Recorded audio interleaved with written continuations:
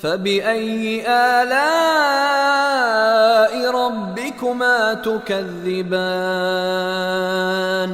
وَلَهُ الْجَوَارِ الْمُنشَآتُ فِي الْبَحْرِ كَالْأَعْلَامِ۔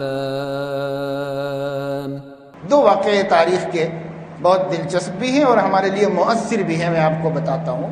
ایک تو وہ ہے، آپ جانتے بھی ہوں گے، مذاکرہ ہے کہ حضور اکرم صلی اللہ علیہ وسلم مسجد سے نکلے تو ایک جگہ صحابہ بیٹھ کر باتیں کر رہے تھے۔ آپ کا دور تھا، دور نبوت، آپس میں باتیں کر رہے تھے۔ پوچھ لیا آپ نے کہ بھئی کیا گفتگو ہو رہی ہے آپ لوگوں کے درمیان میں؟ تو انہوں نے کہا کہ یا رسول اللہ تقدیر کی بات نکل گئی تھی، تو ایک صحابی کہہ رہے ہیں، ایک صحابی کہہ رہے ہیں، ایک صحابی کہہ رہے ہیں، ہمارے درمیان ایسے تاثرات، تقدیر پر تبصرہ۔ تو حدیث میں آتا ہے کہ اللہ کے نبی صلی اللہ علیہ وسلم کو بہت ناگواری، سخت ناراضگی، اتنی سخت ناراضگی کہ کأنہ وقع علی وجہہ الرمان۔ راوی کہتے ہیں ایسا محسوس ہو رہا تھا کہ آپ کے چہرے پر انار نچوڑ دیا گیا ہے، اتنے سرخ ہو گئے تھے غصے سے رسول اللہ صلی اللہ علیہ وسلم۔ اور اس کے بعد فرمایا ابہذا امرتم، کیا آپ لوگوں کو اسی کا حکم دیا گیا ہے؟ کیا آپ لوگوں کو یہی دین سکھایا گیا ہے؟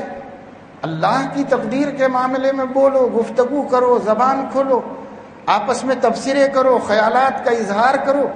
اللہ اکبر، تقدیر کے معاملے میں تو میں نے تم لوگوں کو اتنا کہا تھا کہ بس اس پر ایمان لاؤ، تو پھر تم اس پر بولے کیسے؟ تم لوگوں کو ہمت کیسی ہوئی کہ اس پر گفتگو کیا؟ اب بہت ناراض ہو کر آپ نے فرمایا دیکھو تمہارا کام صرف اتنا ہے کہ میری طرف متوجہ رہو، اور جو میں حکم دے دوں تو قبول کر لو، اور جس سے میں منع کر دوں تو باز آ جاؤ۔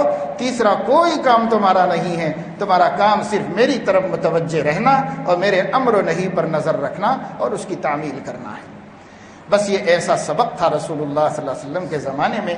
صحابہ کہتے ہیں ہم سہم گئے، ہم ڈر گئے، ہم اپنی غلطی پر اتنا خوف ہوا اور اتنا خطرہ محسوس ہوا کہ پھر کبھی صحابہ نے مسائل اعتقادیہ پر، ذات و صفات میں، تقدیر میں گفتگو کی ہی نہیں۔ صحابہ کبھی صحابہ نے زبان نہیں کھولی ان موضوعات کے اوپر۔ تو دیکھو ایک ڈوز میں نبی پاک صلی اللہ علیہ وسلم نے سب صحابہ کرام کو جو ان کی تربیت میں تیار ہو رہے تھے اور پوری امت کے لیے اسوہ بنائے جا رہے تھے، ان لوگوں کا یہ علاج کر دیا۔ اب صحابہ کا دور تو اس غلطی سے پاک ہی ہو گیا۔